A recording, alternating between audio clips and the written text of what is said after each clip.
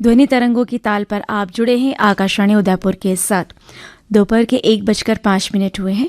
बहनों के लिए प्रस्तुत है उनका पसंदीदा कार्यक्रम महिला जगत।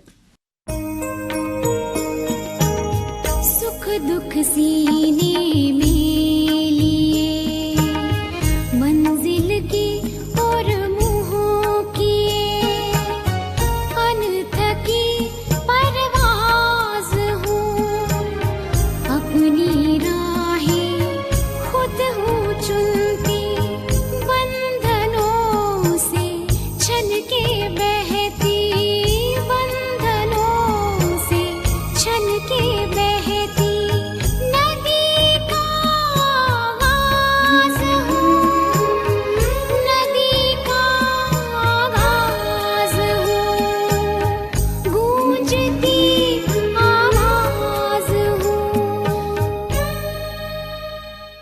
पर्यावरण संरक्षण में यज्ञ का महत्व विषय पर आचार्य सोमदेव शास्त्री से पूनम मुथा की बातचीत हम सुनेंगे।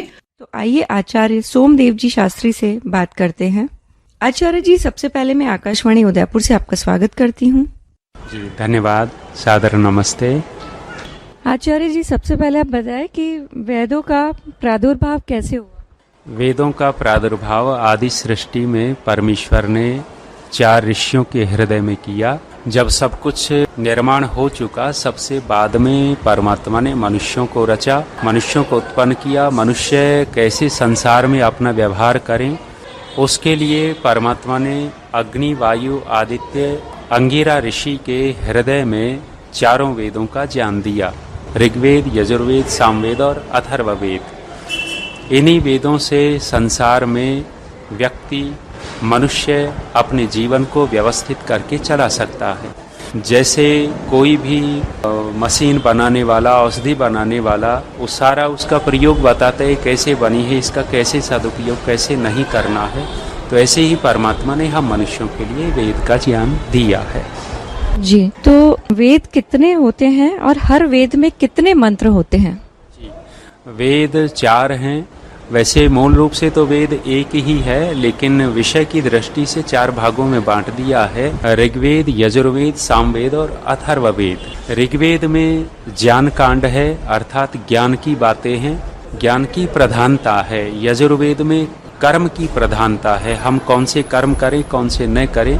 सामवेद के अंदर हम परमात्मा की उपासना कैसे करें। जो आजकल उपासना पद्धति बना रखी है, वो ईश्वर की उपासना नहीं हो रही। वास्तविक ईश्वर की उपासना सामवेद में है और अथर्ववेद में विज्ञान है। तो इन 4 वेदों में सबसे छोटा वेद सामवेद है, जिसमें 1875 मंत्र हैं। उसके बाद आकार की दृष्टि से यजुर्वेद है, जिसमें 1975 मंत्र हैं। और उसके बाद अथर्ववेद है, जिसमें 5977 मंत्र हैं, लगभग 6000 हैं। और ऋग्वेद सबसे बड़ा है, जिसमें 10,000 से अधिक मंत्र हैं। तो ये 4 वेद हम मनुष्यों को व्यवस्थित करने के लिए, और मनुष्यों का यदि कोई वास्तव में धर्म ग्रंथ हो सकता है तो वो वेद ही है। जी, और आचार्य जी, यज्ञ का क्या महत्व है? यज्ञ का महत्व, जैसे ये वृक्ष आदियों का महत्व है, हमारे जीवन के लिए वायु को शुद्ध करते हैं वृक्ष, ऐसे ही यज्ञ का महत्व है। हमारे शरीर से, मनुष्यों के शरीर से गंदगी ज्यादा निकलती है। पशु हैं, पक्षी हैं, उनके शरीर से जो मलमूत्र निकलता है वो प्रकृति को दूषित नहीं करता, किंतु हमारे मनुष्यों के शरीर से जो मलमूत्र इत्यादि निकलता है वो ज्यादा प्रकृति को हानि करता है। और ये ऋषियों ने व्यवस्था बनाई, वेद ने व्यवस्था की कि जो हमारे शरीर से प्रकृति को हानि होती है उसकी हम क्षतिपूर्ति करें, और वो हवन से ही क्षतिपूर्ति होती है। हमने जितनी दुर्गंध फैलाई उतनी मात्रा में हम हवन के द्वारा सुगंधि फैलावे, और इस हवन का बहुत बड़ा महत्व है हमारे रोगों की दृष्टि से। अभी बहुत सारे रिसर्च हवन के ऊपर हो रहे हैं। आज लगभग 15 वर्ष पहले हवन पे रिसर्च हुआ था रोग के कीटाणुओं पर। बहुत सारे जिद्दी रोग के कीटाणु एक 15 मिनट के हवन करने में ही नष्ट हो जाते हैं। तो हवन का बहुत बड़ा महत्व है। महर्षि दयानंद जी ने 150 साल पहले कहा था कि जब तक इस आर्यवर्त देश में यज्ञ हवन होते रहे तब तक यहाँ रोग कम थे और सुख ज्यादा थे।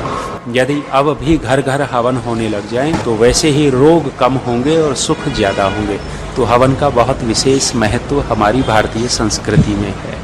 जी, तो के साथ यज्ञ कितने प्रकार के होते हैं? यज्ञ अलग अलग तरह से चिंतन करेंगे तो यज्ञ कर्म की दृष्टि से 3 तरह के हैं। अर्थात जो नित्य कर्म के रूप में किया जाता है वो जो मैंने जो कहा गंदगी जो निकलती उसकी पूर्ति के लिए, तो दैनिक अग्निहोत्र कर्म कहलाता है। और जो निमित्त से किए जाते हैं नैमित्तिक कर्म कहते हैं। जैसे हमारा नामकरण संस्कार होता है या विवाह संस्कार होता है, वैवाहिक वर्षगांठ होती है या जन्मदिन के अवसर पर जो यज्ञ करते हैं वो नैमित्तिक कर्म कहलाते हैं, निमित्त से। और एक होता है काम्य कर्म, हमारी कामना इच्छा है कि कुछ हमें प्राप्त हो तो उसको काम्य कर्म कहते हैं। जैसे महाराजा दशरथ ने पुत्रेष्टि की यज्ञ किया था। पुत्रेष्टि माने पुत्र की कामना से, संतान की कामना से। तो यज्ञ इस दृष्टि से 3 तरह के हैं। और 3 तरह के सात्विक, राजसिक, तामसिक।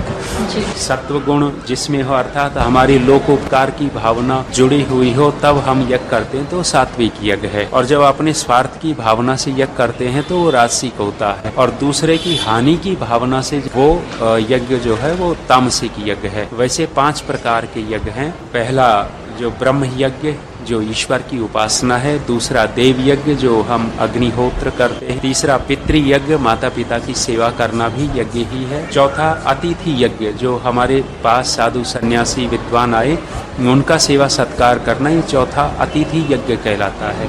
और 5वां बलिवैश्व देव यज्ञ अर्थात जो दीनहीन मनुष्य हैं या पशु पक्षी प्राणी हैं उनके लिए अपने भोजन में से कुछ भाग देना, ये परिवैश्व देव यज्ञ कहलाता है। तो इस तरह से यज्ञ के अनेक भाग हो जाते हैं। जी, तो आचार्य जी पारायण यज्ञ का क्या महत्व होता है? हाँ, पारायण यज्ञ का महत्व एक तरह से पारायण कहते हैं शुरू से अंत तक ग्रंथ को पूरा करना। तो पारायण यज्ञ जो यज्ञ के फायदे हो रहे हैं वो तो होने ही हैं, लेकिन इस बहाने वेद के सभी मंत्रों को व्यक्ति देख लेता है। महर्षि दयानंद जी ने यज्ञ के लाभों में एक लाभ ये लिखा है कि वेदों की रक्षा। तो वेदों की रक्षा हवन करने से होती है। तो जो मूल हवन है उसमें तो 20, 30, 50 मंत्र हैं, लेकिन जब पारायण होगा पूरा वेद पढ़ा जाएगा तो ये वेद की रक्षा की दृष्टि से पारायण यज्ञ किए जाते हैं। और पारायण यज्ञ करने से अलग अलग विद्वानों का अपना अपना है कि अगर अथर्ववेद पारायण करेंगे अथर्ववेद के